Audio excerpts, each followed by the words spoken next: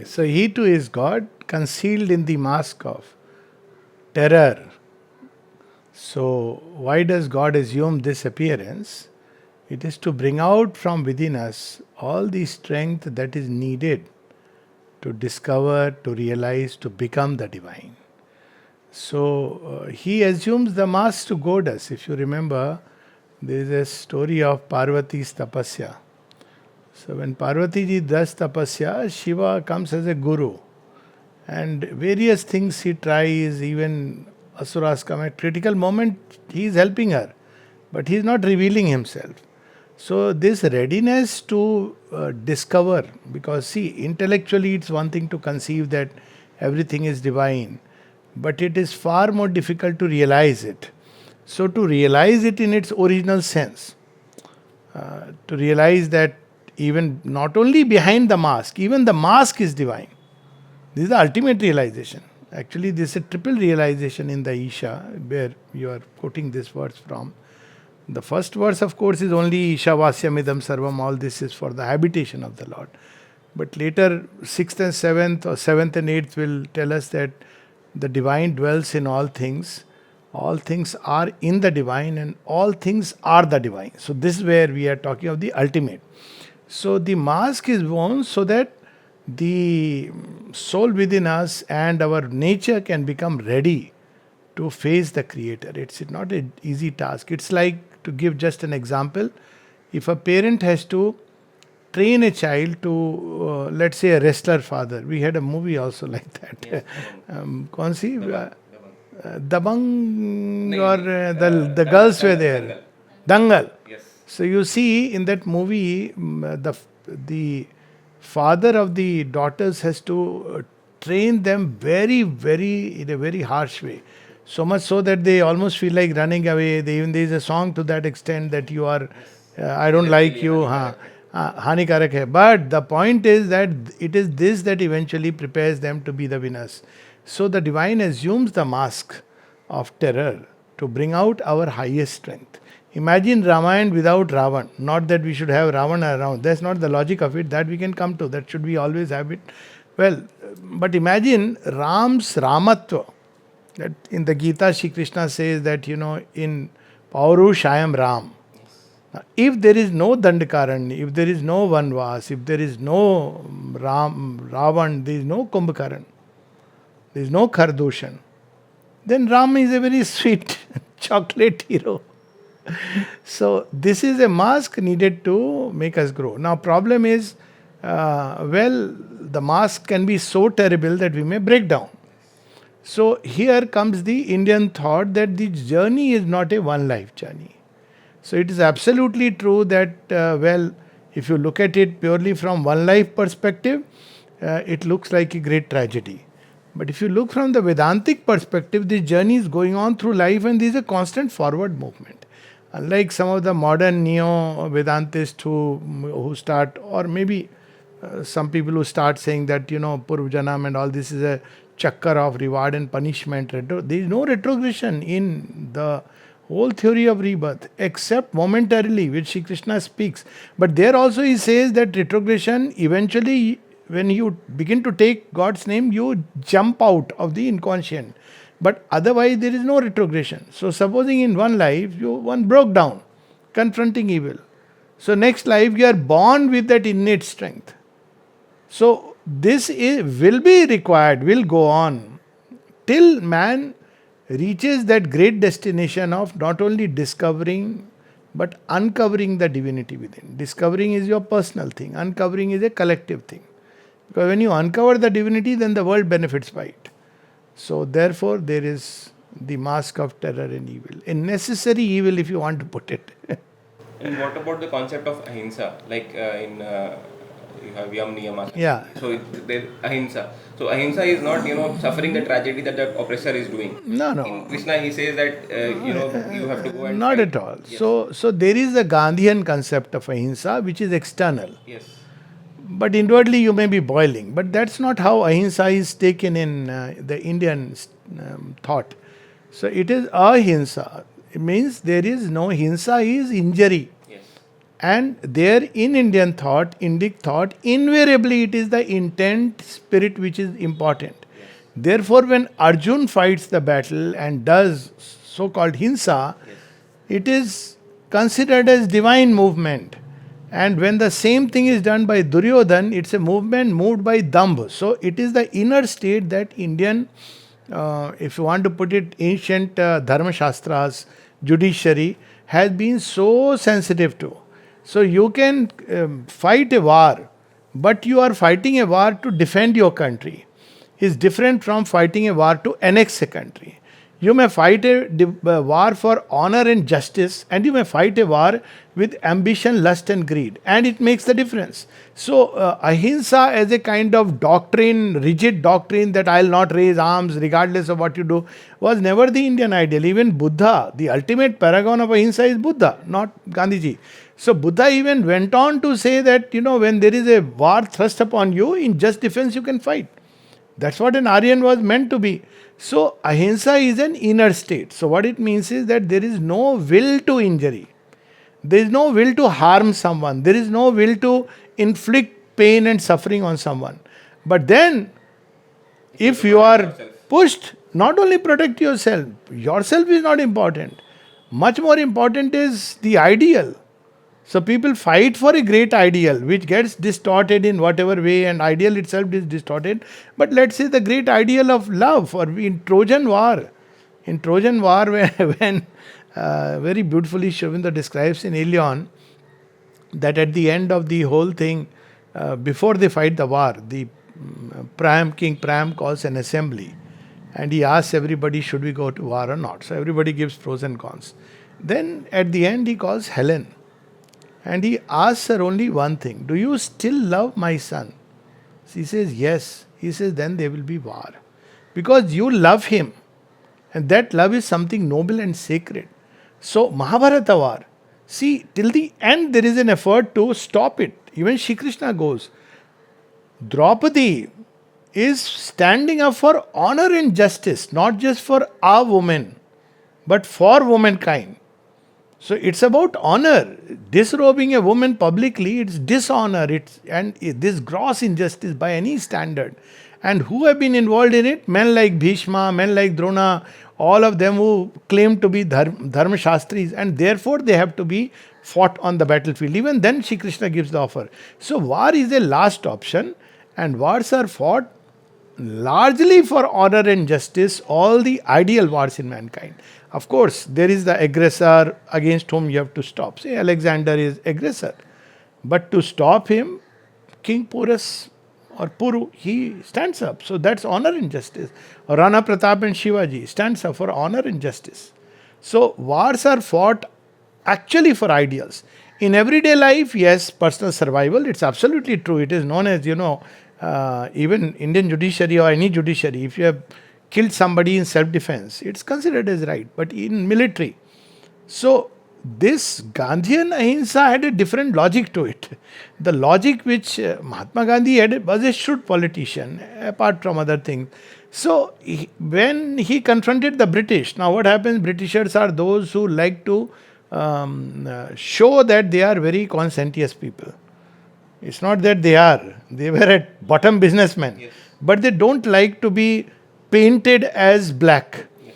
So when you don't take up arms, it puts them on a spot. What do we do next? It's a different thing that they learned to manipulate. They were very cunning. Yes. So they used him. They started using him because they are very cunning. You can't. But the ploy was that if we don't lift up arms, Britishers are likely to somewhere begin to feel morally wrong. But this is not so with Hitler. This is not so with Chinese. So ahimsa as a temporary strategy was adopted by Gandhiji, knowing the British psychology. But when he made it a ideal for the nation, it was a big danger. You can't say, Noha Kali, I am going to face with ahimsa. You know what was going to happen. But for the intervention of, or the inspiration of, Hitler, we all know what would have happened if people would not have fought. So that strategy of Gandhian Ahinsa is a strategy. So how do we balance this? There is an aggressor against us, and then we know that everything is divine. So Yes, so okay, so divine part. Okay, Yes. now we take it like that. That there are two ways of looking at it. Who is an aggressor? He is aggressing because he believes might is right. Like Bali, Yes. uh, he doesn't believe in any rule or norm. He says that by birth I am Indra's foster child. Therefore, I claim, and he has got magical powers. He says, well, I can't help it. God has given me magical powers. Therefore, I must rule. So there is a truth in that. So divine in the manifestation always keeps moving from lesser truth to greater truth. But now a greater truth is going to come, which is Rama. So Ram is might, but a might which is restrained. Maryada Purushottam. So Bali must fall. So similarly, like when a child is there, a child has a certain dharma, and it is okay for a child to, sometimes in a fit of anger, 3-year-old child hits the mother and says, "You are a useless mummy and dad, you go away." But if the same child does it at 20, then it's a serious issue. So, humanity as a collectivity also moves from its infancy to childhood to adolescence to adulthood. It's a collective march. That's what Shri Krishna says. So, there is a time when things of a certain kind manifested because they were necessary. Extreme aggression, heroes, who could threaten even gods because humanity had to wake up to titanic powers, titanic forces. It was needed because matter, material. If you just tell him कि तू पान बीड़ी खा के सो जा, तो वो नहीं. So it had to wake up to. That's why the Titan wakes up first. Titans are called as elder brothers. After the Titans, when Titans have done their job of waking up, shaking up, then the gods come. It's like Balaram sowing the field. Then Krishna coming and playing the flute. So, sowing the seeds of light. So, he plows the field. So, Titan plows the field. Therefore, they are the elder brothers. So, there is a time given to the Titan, which includes Ravan, was given a time. Divine has given him the time. Divine has become the Titan. Because that's the time when all this churning is going on. If you look at Parshuram, he himself will appear as if he is a Titan. But that's how the churning goes on until something greater has to come. Now, when something greater has to come, this must go. So that is one logic of everything is divine, but in the manifestation, we are moving from a lesser divine to a greater divine. Even today, our humanity is not the last, something still greater will come. So, this is one way one has to look at it. The second way, which is more practical, because this is okay, this intellectually it is satisfying, but how do I make out? So there I have to go by, okay, you are opposing me and challenging me for whatever reason, it doesn't matter. But what am I feeling deep inside inspired by? That's why the Gita uses the word swadharma. It doesn't use the word that intellectually you analyze and see whether you should do it or not do it. Because then the mind will give equal reasons for hitting, against the oppressor, standing up or not standing up. Gandhiji himself gave strange reasons that if you stand up against, it'll create more hatred and all, but it doesn't stop. So it will equally give equal reasons that, well, that is for later. Right now, people will be killed and trampled. But what is the Swadharma? So this war was largely for the Kshatriya kind. Now, Kshatriya is not by birth. Even today in humanity, there are those who, in the face of war, will say, "Hame kya lena dena." Okay? So they are never meant to. They will, whatever philosophy you may give them, they will ultimately wait and they will ultimately make profit. In every age, there were Mughal rulers, there were people, Vaishyas, who were going both ways and taking money. Yes. But there were Brahmins who were, guiding the society. They were not actually engaging in war, except very few. What was his name? Chanakya. He was preparing a Chandragupta. But there is a Kshatriya impulse in man, Swadharma, which feels deeply moved by injustice. And it must stand up and fight. So that is God's arrangement. And he must fight because that is his urge. If he doesn't do it, paradharma bhayavaha, then, swadharmo nidhanam shreya. So there is the practical part. That see what you feel inside as your dharma at that moment. And dharma by its very nature implies your personal safety, your personal gains are not to be considered. Then you feel inspired. You may die in the battlefield, yet you go. You may suffer a loss, yet you fight. So one has to feel this dharma inside the heart. So both way you can tackle it. So in Gita it says that there are three things that lead you to hell. Yes. One is lust, second is anger, third is greed. Now, talking about lust, Sri Krishna himself says that Asmi Kamadhuk. Ah, About greed, he says Dyutam yeah. Shalayatmam Asmi. Ah, yes, yes. Right? And Dhananjaya, Pandav mein main Dhananjaya hu. Dhananjaya means who has won the wealth. Yeah, Dhananjaya. yeah. And in you go to Shiv Puran, so he says that in Bhagavad also it is written that when Sati, the Bhirgu Rishi was performing the marriage, and he said that she will not marry Janak, Daksh Prajapati was there. So he took a beard of his Yeah. two and Virabhadra comes. Virabhadra comes out, right? So Krodha Rudra Samutpanna. So there are Yeah. these So, three things lead you to hell. yes. And then these three things also have their divine manifestation. So basically, there How is do we- so what is there, divine and not so divine in all and these there are things? many stories. Parashar Rishi, which is a classic example. Parashar Rishi, joins. They have a conjugal relation without marriage Yes. with Satyavati. Yes. And what is the progeny? Vyas. Yes. Who is the so basically when Shri Krishna speaks about it, no doubt about it that kama, krodha, moha, fear, bhayam, all these lead to hell. So in origin, every movement will have its divine origin. There cannot be a movement here which is de novo. It's like saying there are two origins. That there is one which is divine, there is other undivine. But in the last limit, you have to reconcile the two. You cannot have that there are one divine which will forever be, one undivine which will forever be. So even what we see undivine is ultimately owes its origin to the divine. So we are touching the same problem now with another way. So there is the Vidyamay Maya and Avidyamay Maya. That's how it is said. In Vidyamay Maya, you know the oneness. And in Avidyavai, there is division we have forgotten. So man is, when he is in Avidya, when he is living by division, then you tell him, you know what, lust is bad. So what becomes? He becomes a neurotic, average person. So what do you say? You say ki, of course, the desire which is, or kama which is one with dharma has a very high meaning, but I'll come to first that's what Shri Krishna says. So, but I'll come to its more commonplace meaning. The commonplace meaning is that, well, it's okay. You have married someone, or let's make it more general, you love someone and you have an experience of lust. It's fine. But when you try to covet or possess somebody, it's like loving your own partner. In today's context, I am not using the word wife, is fine. But lusting after your neighbor's wife is not fine. So this is what? This is a stage of evolution of mankind. But when it evolves beyond that point, then lust completely goes away. In the sense, you can't just tell lust that, okay, it's bad for me, I go away. So that's why in the Gita, Shri Krishna says, first the Rajotamo gun. It says the origin of sin is Rajogun. So how do you climb to a Trigunatit? You first use the Sattugun. That's the chapter 7. By putting in the Sattugun, you are now slowly modifying the Rajogun. You are putting it in a format according to the Shastra, according to the Dharma. Now, of course, even there, because the door is open, there may be a fall. But you are observing restraint. All the great yogis, Sri Krishna himself had a child, for that matter.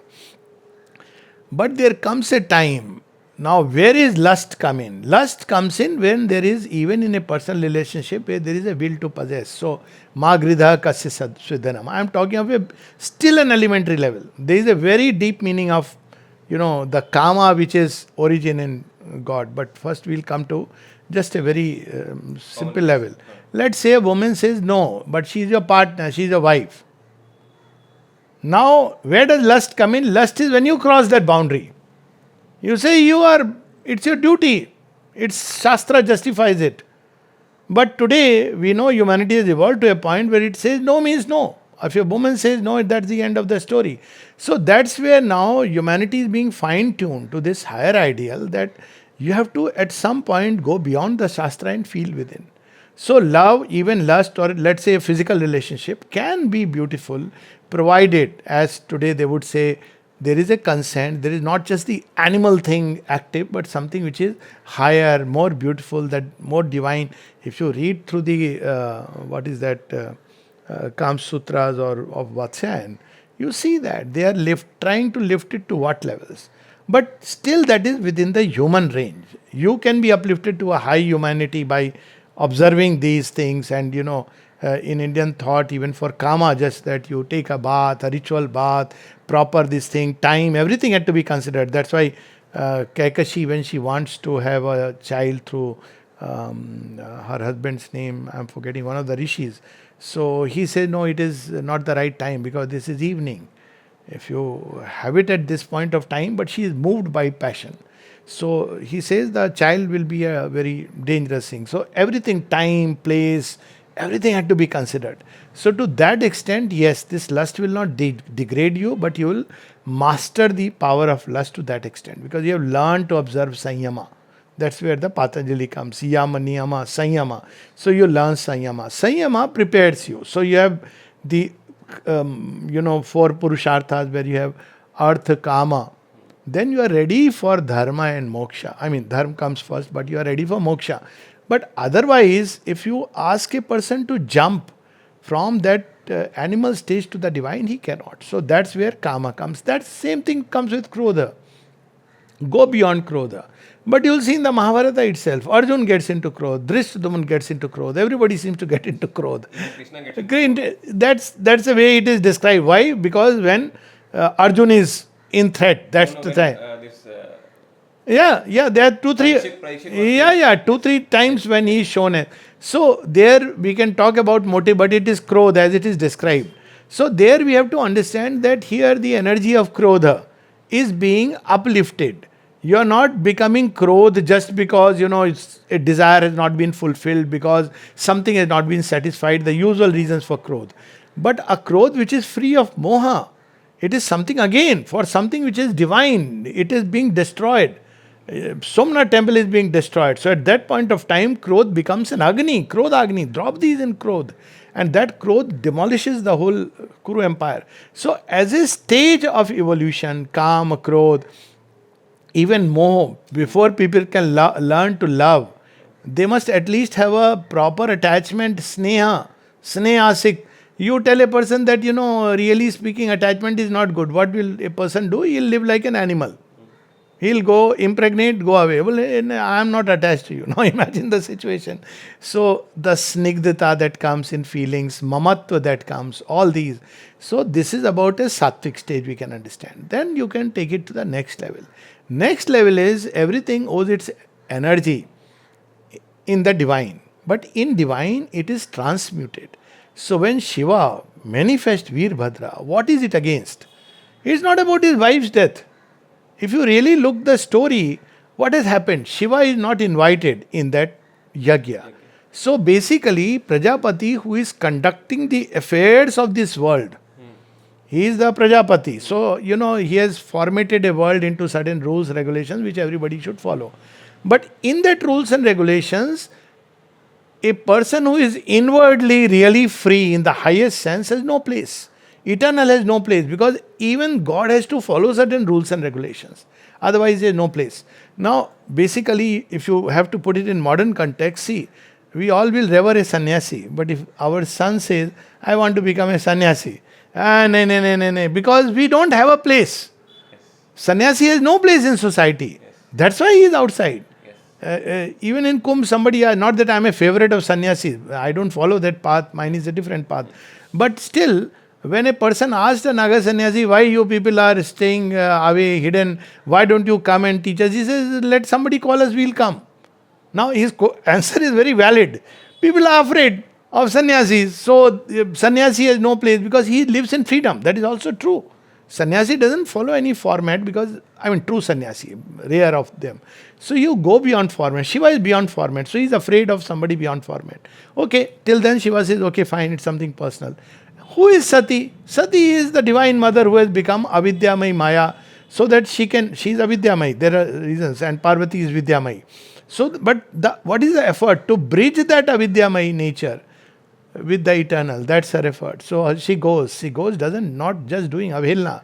She still feels that maybe Daksh Prajapati and his kingdom, by doing this, like a woman tries to change the parents' mindset, her parent, that no, your son-in-law is not that bad as you think. So she tries.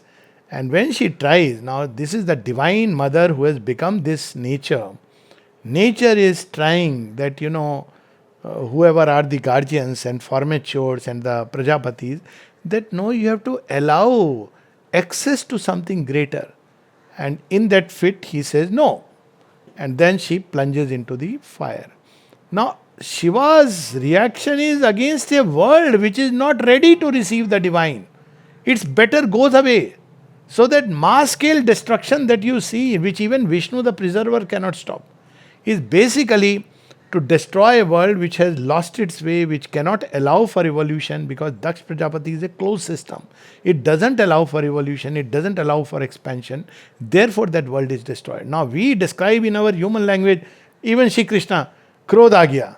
अब वो क्रोध नहीं है, वो एक आवेश है. That's a divine movement which has its grandiosity. So when Shiva dances and worlds collapse, so there is a grandiose surge in that. It's not about, oh, my wife, poor lady, she went and they have done this to her. How dare? Revenge. There is no revenge in it. There is none of these things. They have been doing, Daksh has been doing this all the time to Shiva. Shiva accepts it. But here it's about a world which discards not only the divine, but the divine mother's energy, which is even behind this nature. Doesn't listen to that. It's like a world mental world, imagine a world which is run by AI, which shuts the divine and spiritual seeking outside. What is going to be its fate? Now somebody has to do that work. Shiva does that job because it's a job, assignment as a god to destroy whatever is not ready to receive the divine. But in human language, because we don't know Avesh, we don't know all these movements, we describe it as divine movement. So when a man becomes divine, he may be moved by these kind of very high and mighty passions. The will to change the world, mighty passion. Lord Rama, Parshuram for that matter. Parshuram he's not blindly just taking revenge against Kartavirya. Kartavirya finishes.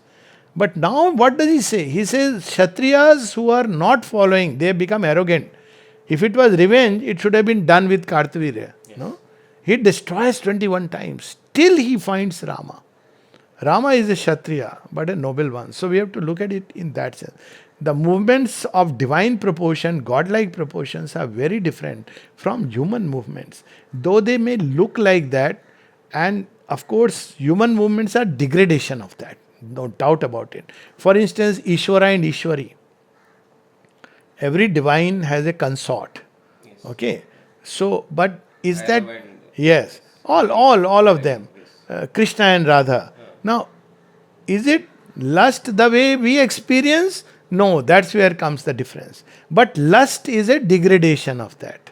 So there are two ways of looking at these two things. That one is the Freudian, the dark end you catch and describe the bright by that basis. That well, all love is nothing but lust which is hiding behind a mask. This is how average person will say, प्यार व्यार कुछ नहीं होता है, ये सब काम वासना है, तुम प्यार का मुख हटा दे रहे हो. But if you see from the higher standpoint, lust is a degradation of love. So lust is the first step. Human beings cannot learn love unless they go through this attraction, repulsion. After many things, they wake up to an ideal of something more charming, more beautiful, higher. Then they go to divine love. And then when they have the relation, then it is like Sati or Parvati and Shiva having children. What about greed? The divinity and not so divine. Absolutely. If you look at greed, divine wants the whole world. But what does he want it for? Greed in the human manifestation is for personal purposes. The story of Ram is... So there is the concept of Ashwamedh Yagya. So if you look at it, Ashwamedh Yagya and empire building. This is the fundamental difference. Ashwamedh Yagya, if you see the first Ashwamedh Yagya and the story in Sanatana Dharma, that's where King Bharat, not of Mahabharat, there are two different versions, but anyways, he is Bharat by name, after which the nation derives its name. So he holds a Ashwamedh Yagya and Vasisht Rishi is there, and the 10 kings whom he has won, Das Rajane, they come together and they decide what will be our terms and conditions. So the terms and conditions are whatever we, any of the kingdom discovers, it will share with all. So Ashwamedh Yagya was a means of sharing, yes, Dharma Sthapna, to It's not it was not a brutal killing, cultural imposition, or looting. But if you look at it from one point of view, there are people who say that ancient kings also used to annex. Lord Rama also went, but look at the difference. Lord Rama conquers Kiskinda. Conquered means Bali is the one, so he should be the king. Yes. But he installs there Sugriv. He conquers down south Lanka, but whom does he install there? Vibhishan. So, but they all accept Lord Rama's, in a way, hegemony or empire. Because now why is he doing all this? To establish Ramarajya. But on the other hand, he is easy, quick to renounce his own kingdom. So it may look like greed, but what is the origin of greed? That everything in this world should be for the sake of the divine. So that's where you have this phrase that Isha Vasyam idam sarvam yat kincha jagatyam jagat. But outwardly it is not. Yes. If you really look at it, where is Isha? Isha is hidden. Yes. But it should be for the Isha, but it is not for it is for Anisha. So there are individuals who have to learn to renounce. And when they renounce and they bring things for the sake of the divine work, say people who ask money for a genuine divine work, like Matri Mandir. So what is it? He may say, if somebody tells him that should I give you 1 crore, 2 crore, he may say as much as you wish to. But he's wanting it for a different purpose. So greed also has its origin. All. Even bhaya, which is the worst kind of impurity. So divine who gives abhaya, he is bhayankara. Kali or Krishna Vishru. From there, degradation is bhaya. So how is bhaya comes in? Bhaya comes in when we see that mightiness, that grandeur, that splendor, that vastness of the divine. The little ego feels I am going to vanish. Yes. So it is bhaya. Yes. So it hides in a little hole. So even bhaya, which is the darkest, which goes more than the shadripus, bhaya is falsehood. So even one can raise where does mithyatva comes in, falsehood comes in. So falsehood doesn't have an independent origin. Nothing can have an independent origin. Falsehood is distortion of the divine, of the truth. So it imitates the truth it denies. So Ravan says, I am Triloka Adhipati, all the gods I command, therefore I am God. Hiranyakashipu says I am God by his mightiness. So that's where even falsehood is a distortion of a profound truth. But when the divine says, well, I am the Lord and he sometimes has to manifest his omnipotence. So what is it? It is truth, it's a movement of truth. So all inferior movements that's the whole basis of yoga of transformation. That you don't have to leave this, you have to transform this. Then comes the Yakten. When everything is pervaded by the Lord, then what are you being asked to renounce? Yeah, that's true. That's what true. should we renounce? There is nothing to renounce. We have to change we have to reorient ourselves. There is nothing to be. That's why I made a passing comment that sannyas is not the ideal of humanity. It can be some person because everything has its own place. So there are people who need to go away. Rather, if you see the Isha Upanishad, it says that if you have to tato na vichugupsate. So what is a sannyasi doing? He has jugupsa. He may eat meat, saying that I have no jugupsa, but he has jugupsa of the world, he has jugupsa of the contact of worldly life. Swami Vivekananda's famous story, where he goes to, I am forgetting the king, probably king in Gujarat, where a courtesan begins to dance, and he goes away that, I am a sannyasi yogi, I am not going to watch this. And then she sings, Prabhuji more avguna chitna dharo, samadarshi hai naam tiharo. And then she says that Paras gun avgun ek loha, Surdas ka pad hai, ek loha puja mein rakhat, ek ghar badhik padho, Paras gun avgun nahi dekhat, kanchan karat kharo. That if you are truly above this, you can be in the midst of anything and everything. That is the ideal state. But till man is ready, maybe as a temporary phase, he needs to probably withdraw. It may be a schooling, but cannot be the final. So all those who say ultimately drop karma and go away from the world, they at the end give a lie to the world. Giving a lie to the world is actually giving a lie to the Lord. Because whatever it be, the world has not suddenly sprung up. Even the sense of illusion. Illusion has two meanings. The distortion part is correct, but the other is that non-existent. Somewhere somebody did something and the soul is an illusion. So that means the divine was playing a trick, and a very bad trick. So it can be a stage, and for some people it can be a path, because you need strength to meet the challenges of this world. But then when you meet the challenges, you grow towards the omnipotence of the divine, not otherwise. There is nothing to renounce. Nothing. Renunciation has to be inner. I mean inner. By renunciation, I mean nothing external. Inner renunciation is the same thing. Your ego has to be renounced, desire has to be renounced, but you cannot do it straight away. So convert the Rajasic, Rajotamasic, or the Devasuri Sampada, if you see. But basically, Rajotamoguni ego and Rajotamoguni desires have to be first renounced in favor of the Sattu Gun, or Rajo Sattva, this ego and desire. Then you have to renounce even the Sattu Gun and go beyond. So then when you are beyond, rules don't apply on you. You can destroy, but inwardly it's a divine movement. Now let's combine these three. Ten taktena bhunjitha. Yeah. Ten is renunciation and bhunjitha is pleasure and enjoyment. Yeah. So the coexistence of these two. Actually, how do pleasure, very, can very. renunciation and pleasure coexist? How can we truly find enjoyment? By renouncing. Yeah. Renunciation usually associated with giving up pleasure. Yeah. Actually, for this renunciation and enjoyment reconciling, I have a very commonplace example. I'll first say that. See, you go to a place to visit, you are enjoying the scenery, you are enjoying, oh, this is so lovely. Then you suddenly see something and you want to own it, you want to buy it. Now the cost consideration comes in. Now, that's the first step where you have opened a door to problems. But let's say you buy it. Now, when you buy it, then comes the fear of losing it.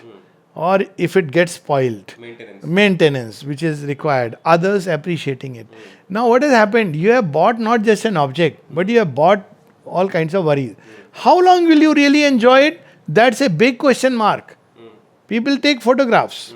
Okay, but that moment is gone. Yes. You are showing to people, you may live a memory for a moment, but that beauty of that pristine moment is over.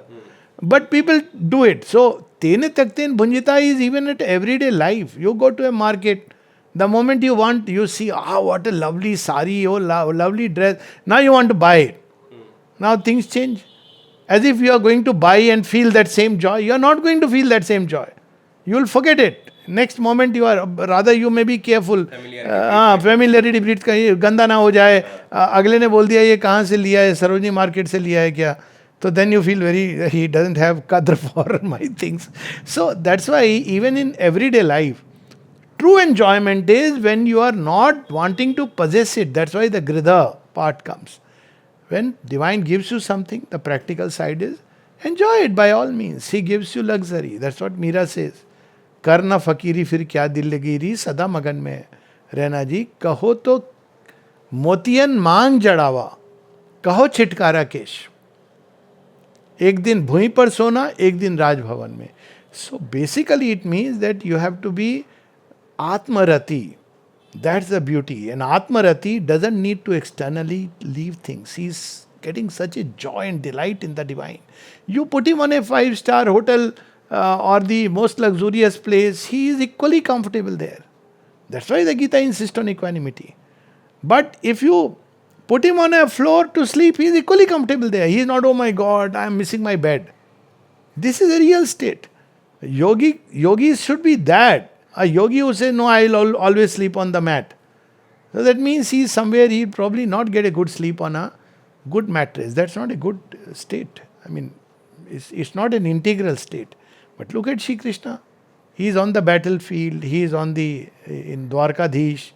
He is taking away a whole, village or a kingdom to the western coast and re-establishing it. He is the same. This equanimity is required. Samatvam yoguchyate. So this external renunciation, but again, as you said, the possession, this is my mattress. This is a problem. This is my house. There is a problem. But I have been given a house or I have bought a house with whatever money I have earned. You make it as beautiful as you should. It's a temple. But tomorrow, if you have to go away, you walk away. That's what we see in the ideal of Rama. See, the problem is we forgot the two great ideals, Rama and Krishna. So Ram, when he has to leave the kingdom, Lakshman tries to tell him, you are doing a wrong thing. He says, it's a mother, Kekai, and a dad. You must stand up and fight for justice. Ram says no, because this is the lineage he follows. But when he comes back, does he say, no, no, now I become a sannyasi? He takes the kingdom, conducts it. He doesn't say, no, no, Bharat, you continue. I mean, passingly it is shown somewhere. He doesn't say continue. That he doesn't say. He says that, okay, now he takes the kingdom and now his goal is Ram Rajya. So one has to be equal-minded. That's what it means. It doesn't mean that you have to renounce, means externally leave it. If I get into a palace, I'll say, no, no, no, I am supposed to tena tyak tena punchita. I'll enjoy only if I renounce the palace. I'll stand in the sun on one leg, then I will enjoy. This is foolishness. Or I must get a greater enjoyment, therefore I must leave this. Yes. No, you will get the greater joy if you are Atmarati. But this is not important. But that's what. What, like Tekten and Bhunjita, like the two opposites. Yes. Renunciation and pleasure. Yes, that's what. So that's the joy. So In like, fact, the there joy. is sweets. There is sweet I am enjoying it. But how will I, if I do Tekten, how will I do Bhunjita? If I No, do Bhunjita, here how will I do Tyakten is that, you want the sweet. There is a craving. You love the sweet. I have a very personal take on this because I have a sweet problem, sugar problem. But I eat sweets. Now, what used to happen was, invariably, people used to give sweets. And they would give sweets. I would take it as a prasad. And it'll lie in my fridge. Now, I have never gone out and bought sweets for myself. Never. I want to have this sweet, I must go and buy sweet. But if somebody gives sweets, I keep it. Now I share it also. But I also take my own little bit. Now, but if I don't get sweet, if I become disturbed, if I develop the craving, then there is a problem. So one has to know the difference. You may love a sweet very much. Somebody is going to Bombay and you tell them, Basically, if we want to reconcile the two, Tekten and Bhunjita, it means stop craving, but do not be too rigid that you won't enjoy if it is given. Is it That's one. Most importantly, it is not your life should be object independent. It's not about object that it is being spoken of. This is about the subject. So how is the subject connecting himself to sweet? Somebody gives me sweet, I relish it and I taking the joy of the taste. Somebody has put a effort into it, and if you go by the Gita's definition of it, is Brahman which has manifested itself. Why not? But equally, tomorrow I may go to a place where I may get khichdi 3 days or 5 days. I'm equally happy with that. It has its own taste. Aurobindo, who would love, Pantua at one time, but he never had. One of the time when Champak Lalji says that, would you have Pantua? And he says, oh, if it's Pantua, I will, I won't mind it. But the same Aurobindo one day had a dish which didn't have salt. He took it. Now, disciples used to take as prasad afterwards. He used to take very little anyways. Usually it would be just one meal or usually. So, when the disciple tasted, he discovered there is no salt. Said, sir, but there is no salt in it, you never said. He said, no, there is a joy of salt, taste of saltlessness. Huh? So, there is a joy of everything. So, Bhunjita, you're enjoying. It's not just indifference. You take a delight in it. When the sweet comes, you take delight in that. When another thing comes, you take a delight. When it is taken away, you are still in a state of delight. Why? Because Magrida Kasvidhanam. You don't want to possess anything. When things come, that was the idea of training of bhikshus, which got later on distorted. In Buddha's bhikshu, order of bhikshus, and many people do follow that, I'll go to one house, I'll ask one house, whatever they give, I have to be satisfied with that. But that is an external method. You can still live with the same attitude.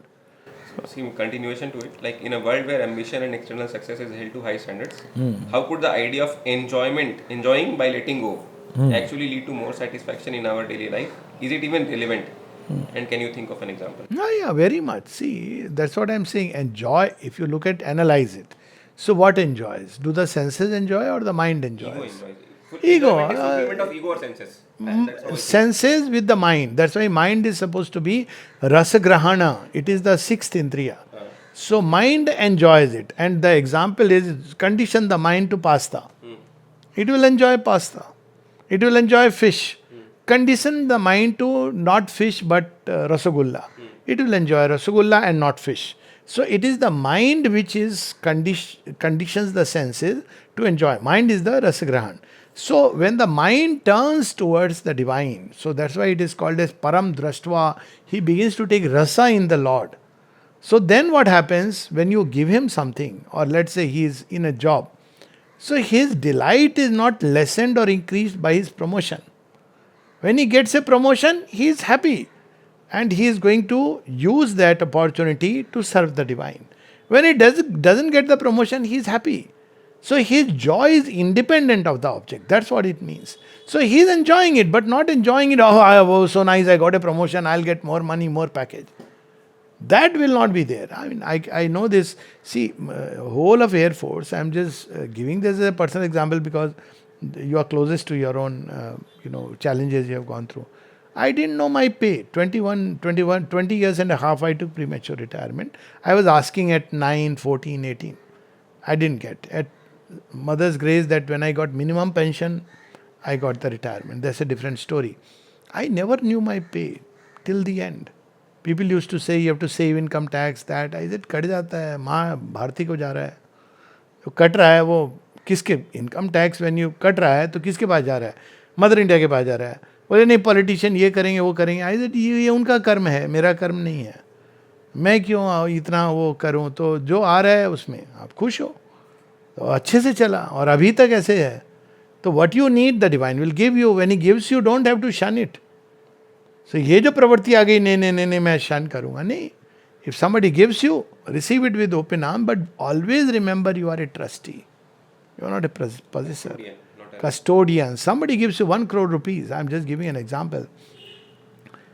Oh wow, somebody has acknowledged me or my knowledge or wisdom and has given me money. Now I can enjoy. Now I can take a business class ticket and go to America. No, that's where you are fooling yourself. Can I use it to the best use? The best use, understanding will differ. God inspired, yes. So you have it, the means that come from nature. It may come in your job, anything, you take it and you use it. But where does ambition come? I must be better than the other person. Obviously that is, that person got 2 lakhs, I must get a package of 4 lakhs. That is obviously ambition. I am struggling, I am doing more job and see I am not being rewarded. All these are ignorance and delusion as the Gita would call it at some point.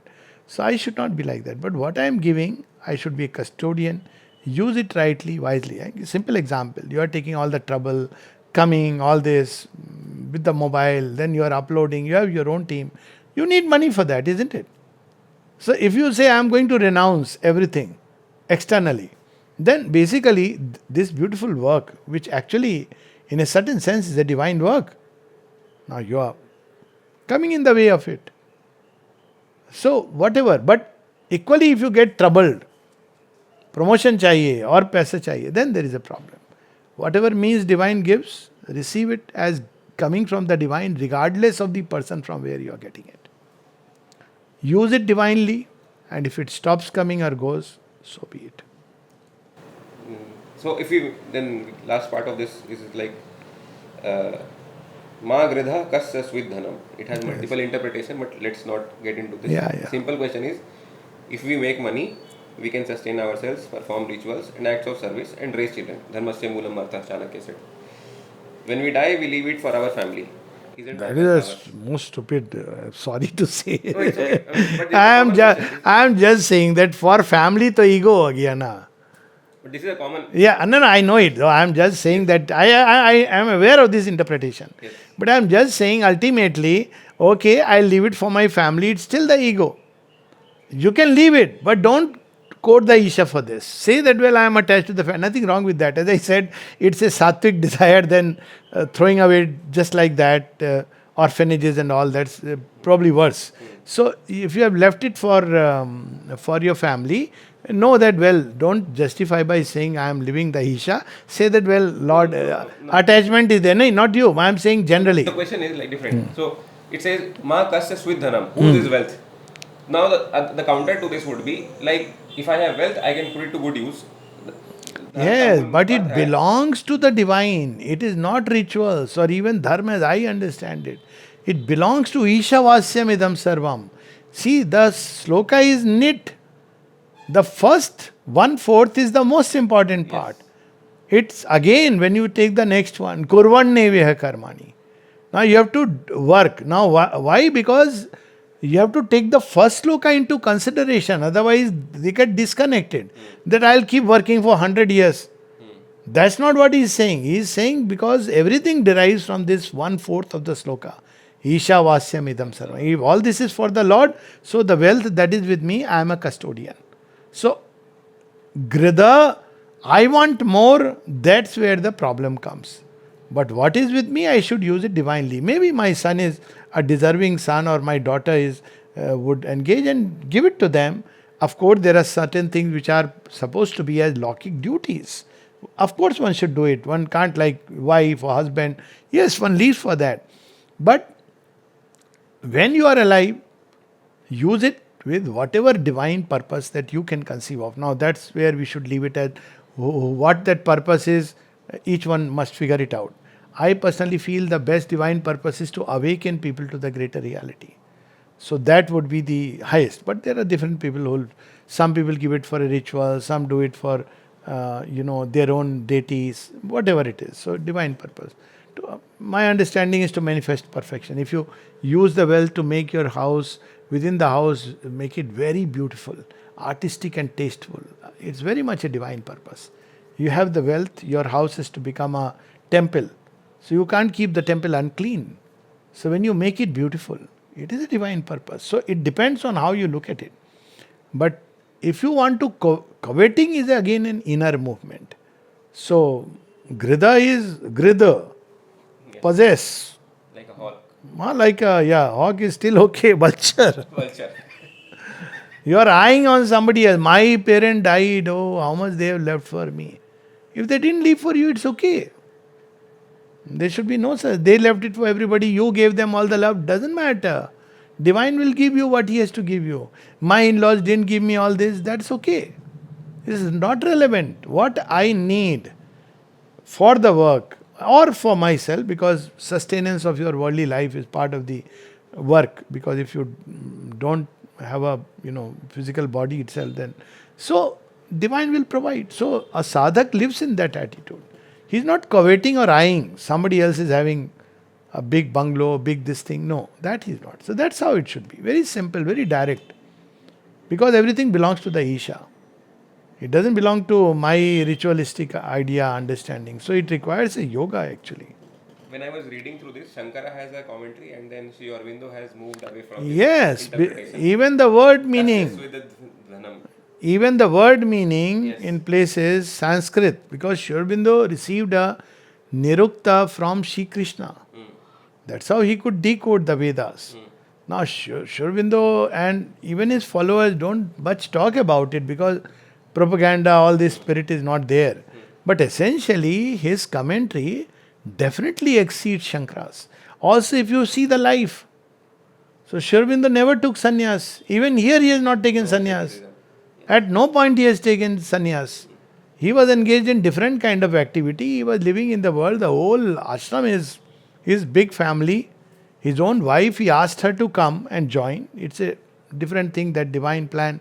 She died on the way. So Sri Aurobindo never took sannyas. So he is much more, in a way, authorized to speak of the Isha Upanishad, even otherwise. And his experiences, of course, are there. So that's how I look at it. Yes, Shankaracharya's Bhash is there. But he had to ultimately, even Kurvanneve Karmani, that is only till you are 100 years. Till you are realizing. And that also later on becomes rituals. Other activities are out of it. So that's an interpretation, I would say. And those who want to believe and follow, it's fine. But that's not consistent with divine life upon world. Yes. You want to take these, or we should, because you might have some. Which ones are these? Purnima Karmani, and then there is Asurya Nam Telo. We can quickly touch Yes, it quickly. because we have already touched the base. Yes, yes. Yeah. So basically, it is saying by truly doing our work and duties in this life, live for 100 years. There is no other way for you. Your actions will stick Yes. to you and cause negative consequences. So I'll try to consolidate all these three questions, all these questions into one. Yes. So number one, why does the verse tell us to want to live long? Isn't a long life another desire attached to the body? Question number one. The verse suggests that there is only one way to act without creating negative consequences. In today's complex world, with so many different situations and ethical dilemmas, can there be just one simple method? What might that one way look like? Then the verse asserts there is no other way than this. What makes this specific combination Yes. the only path of freedom? Now, if it says there is only this is the one way, then what are other spiritual paths inherently flawed? Yes. Yes. And then we then when undertaking a task at work or at home, how can we measure the extent to which our focus is in the process versus doing So, this? And how does a special way look like in our daily yeah, life? very simple. See, if you look at the bondage, so the traditional understanding is bondage comes from karma. But Sri Krishna also says that he is the origin of karma, he is the origin of all energy. So that way the divine has bound himself, which is a paradoxical thing. So bondage is, if bondage is due to karma, karma bandhana, then it is also said that by purushartha, you can undo that karma. So karma becomes the source of bondage and karma becomes the means of liberation. And the reason is this, that why do we do karma? Because I am engaged ordinarily because of ego and desire. Desire is the great impeller. There are other reasons also of karma. It could be ambition. It could be even an intellectual idealism, whatever it is. Not stark desire as we understand it. But karma is impelled by these motives which are largely born from the ego and ignorance. So it bounds us. It bounds us to the consequences. Why doesn't karma bound an animal?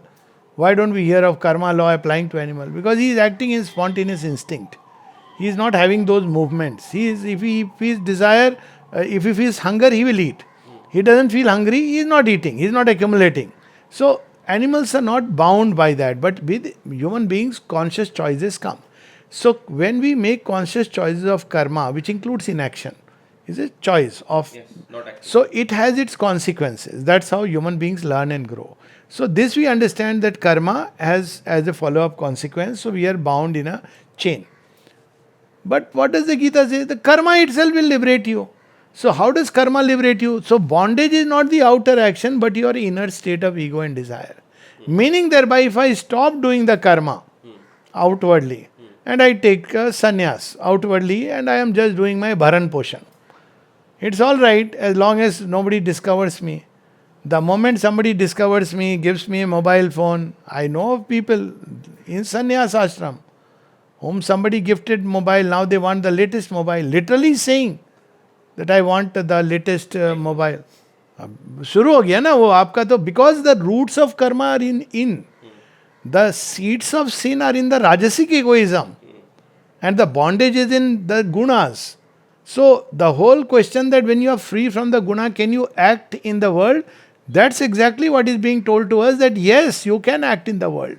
Now, when you are acting in the world, first of all, karma done with the right attitude, that is Nishkam Karma, equanimity, dedication to the divine, not for your ego and desire, then this karma will undo the knots. You will become a liberated person inside. You are a Jivan Mukta. You are Nistra Gunya. Then what do? Should you be free? No, still you continue doing karma. Now the karma is to manifest the divine will upon earth. So this 100 years is that why 100 years is fullness. It's not technically 100. It's the fullness of life, fullness of the curve in which we have entered. So 100 years could be 70 years, 120 years. Means a long life. Long life, fullness. Actually 100 always indicates a fullness. Okay. So where in every sphere of life that you have taken up, you have given your best. This best is not the ego best, but the divine best. So whatever is your divine best, maybe your Swadharma, that's the minimum. Or if you are a yogi, that yoga best you are giving or letting it flow. You are no more a giver because you know the divine is the doer. So you are inwardly always free, and such a person should live by 100, 300 years because he is such an asset to the world. So 100 years is not the 100 but fullness. To that extent, till the divine will keeps him, he should live rather than run away from that. So this is the whole idea. And if you refrain from action, it's an illusion that you are free. See a sadhu baba sitting in some place. I'm not talking of one odd person. They are genuine people, genuinely genuine. But I'm talking of the majority. He's not interacting with the world.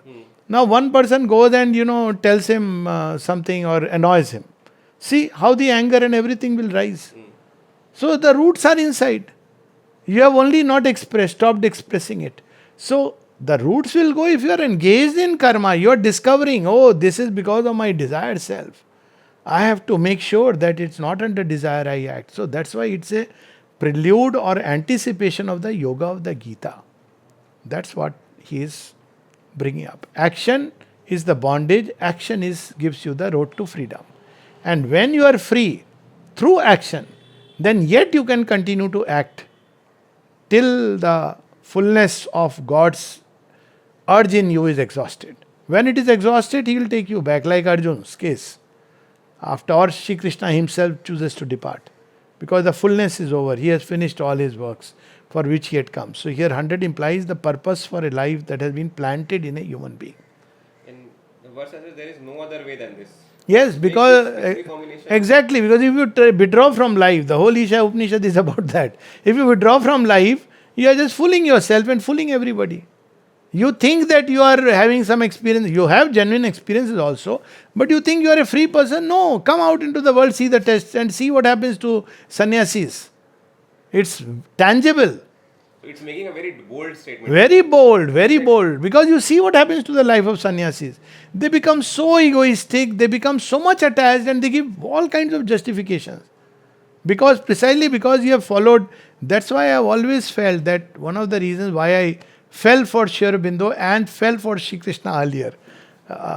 Because, these are... and again I say Rama.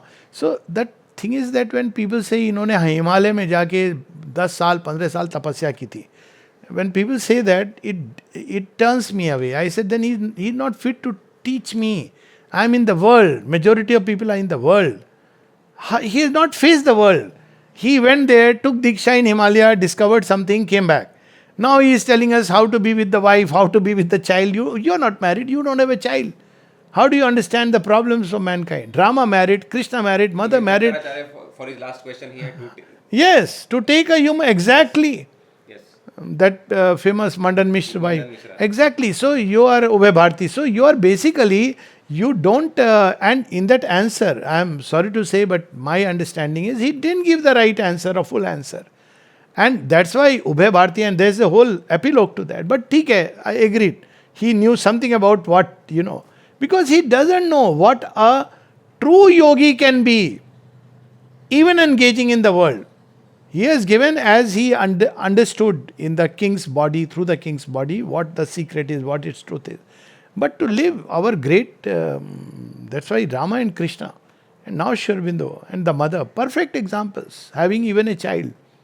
So, wo leaders, I'm not denying. Isn't it saying that other spiritual paths are inherently flawed? No, diversity का flawed, yes.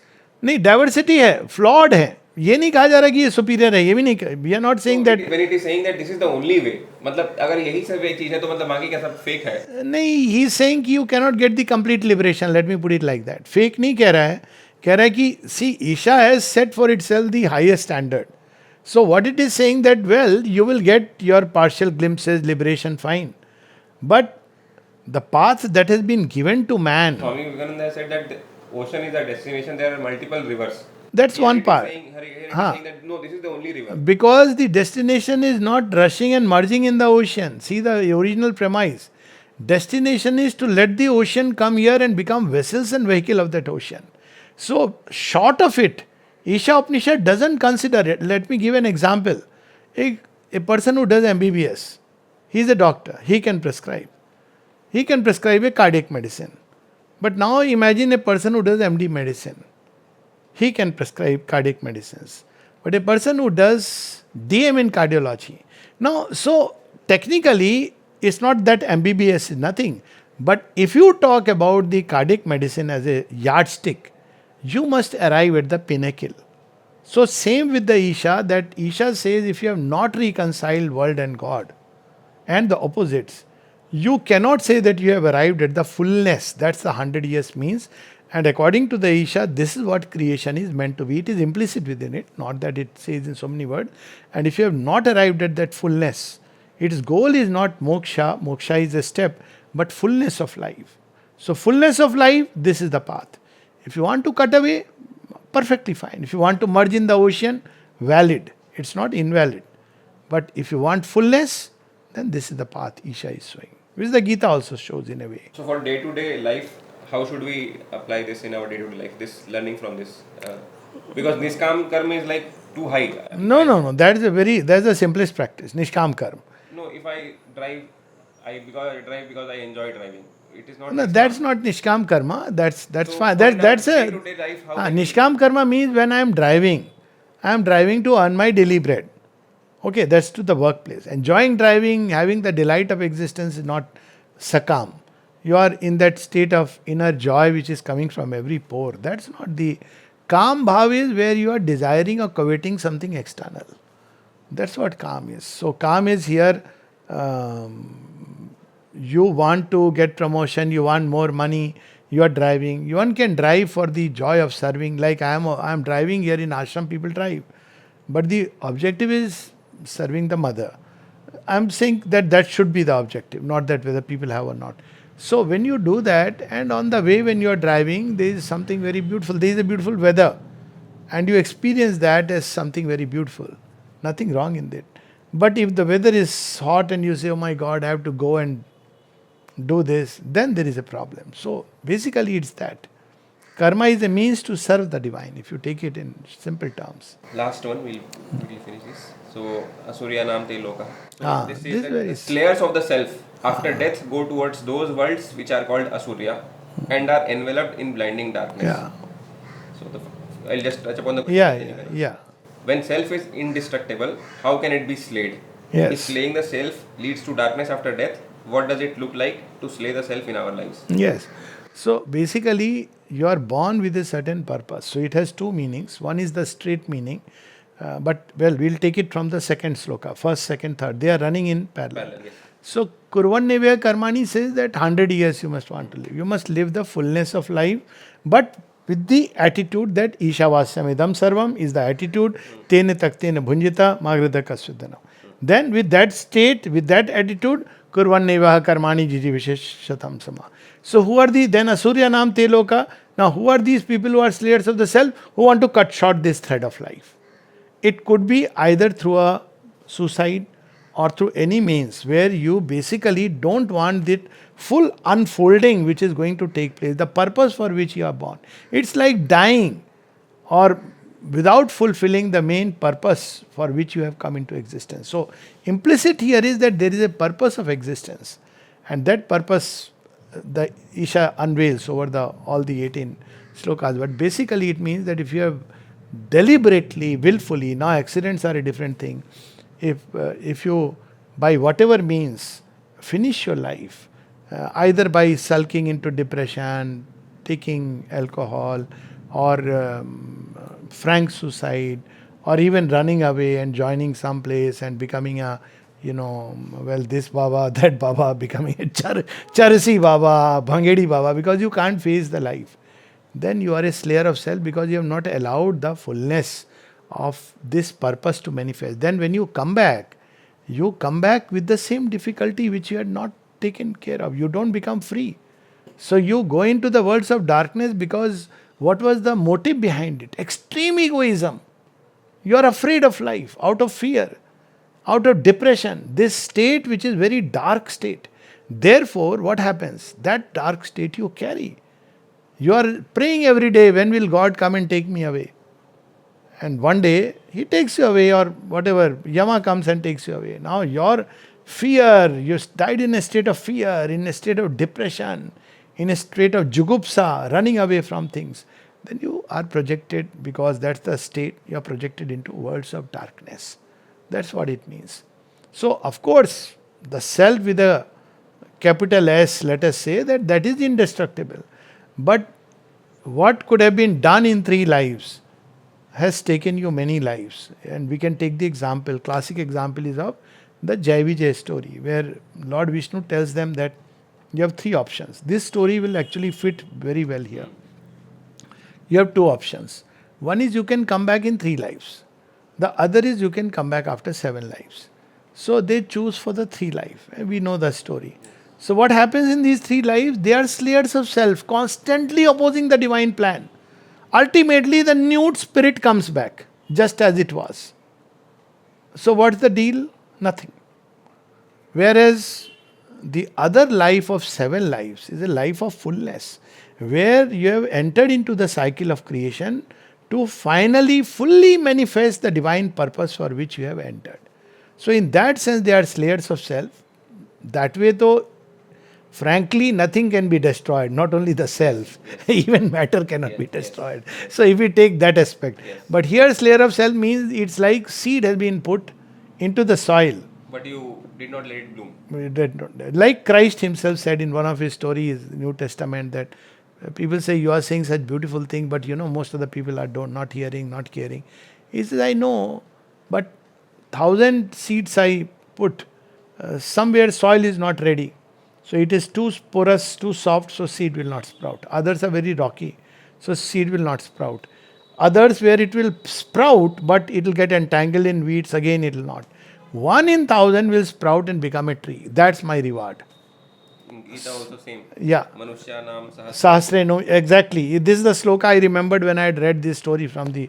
So basically, it's about the fullness of life, which is the aim of the Isha. That's why it is so contemporary. Isha and the Gita remain contemporary throughout. It's about fullness of life. Again, it's not to deny the sannyasi his right to go away. It's not like this is something even lesser. No, we should not say like that. It is his, like in spiritual language, it is called as a weak ego which cannot bear the world and wants to run away from that. But the other is the mighty and the strong, the noble, who want to engage with life. And they go through the cycles of creation. They put themselves into it, not afraid of it, until there is the fullness. So that's where the distinction lies. So, if ignorance is linked to darkness, what are some practical steps we can take each day to move towards light? If slaying the self also can be living in darkness. It is worse dark. It is worse darkness. Equally going into, as it would say later on, andam tava proficiency. There is 2 kinds of darkness. A darkness where you enter into light but cut off from the world. So, but that is a little later. So, to come out of ignorance to knowledge, one should be a seeker. That means you should know that this framework in which I am operating, whether in my work, in my life, my relationships, my knowledge, all this is limited, not meaningless, not illusion, but limited. Let's say you are having a relationship, it ends up in anger, quarrel. So, relationship is bad, you want to leave everything and go away.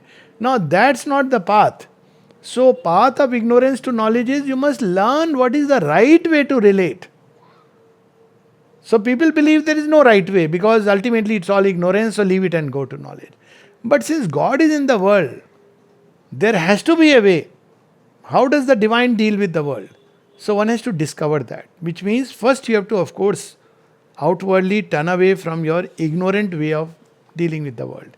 Inwardly you have to turn away, not outwardly. You have to reorient, discover the divine truth. Then you have to once again engage with the world, but engage with it now with the true knowledge. And that's why Gita speaks of the divine immanent in every aspect of creation. When you see Vasuki, I am the serpent, that's where the Dyut question comes in. You have to see that it's the same power. So, sunlight you can use, or let's say a sharp knife you can use to cut vegetable, you can use in self-defense, you can murder somebody. So that way you begin to reorient. So the same power in us is distorted by the ego. And that's what ignorance is. To be free of the ego, but with the same life. Now you are using everything rightly for its ordained divine object. That's what divine purpose. That's what Dharma is ultimately. That everything is consistent with its divine purpose. And then Manushanam Sahasra would. And then the method will be very different, like calling God's name, all that, but fundamental that seeking. And Manushanam Sahasresu, that slok itself, Yeah. so it says that only a handful can know the truth. Yeah. So what about the rest? Do they all belong to hell? No, they are on the path. We are fortunately not Semitics.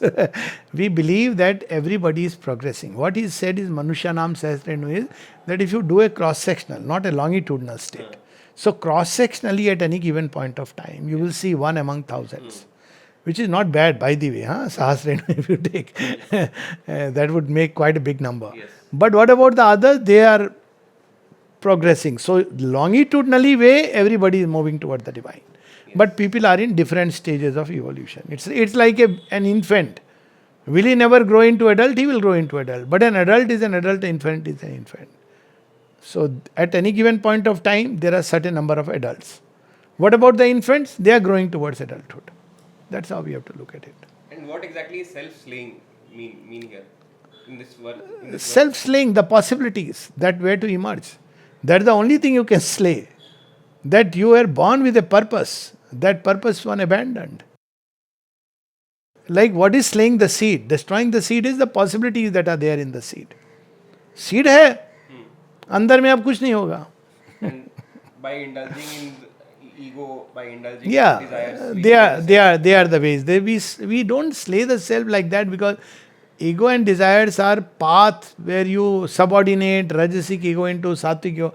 But if all one's life one has lived only under ambition, spell of ambition, then yes, you can say that he dies in a state of depression and darkness because this is an extreme statement. Most people in life are slowly progressing. That's why it's called as old age wisdom.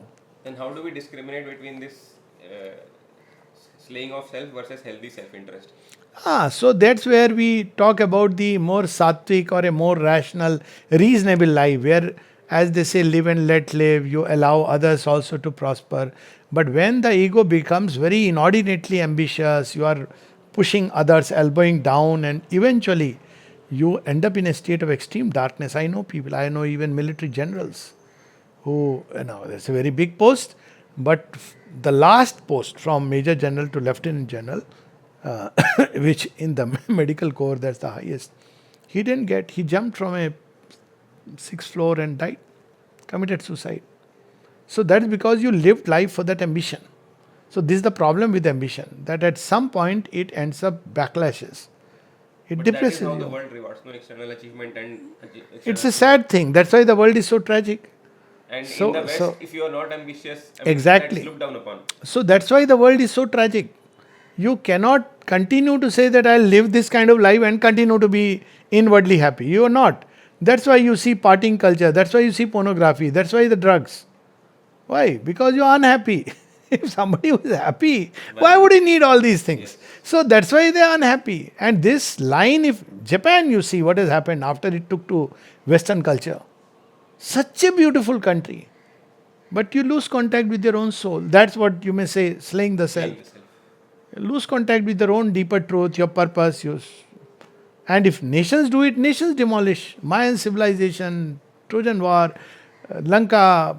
India has maintained a continuity of civilization only because as a nation the soul was never slain. Always there were people who kept it alive. Otherwise you would have gone the way of Atlantis. पता भी नहीं चलता कहाँ खत्म हो गया. So that's what it means. Thank you, sir. Okay.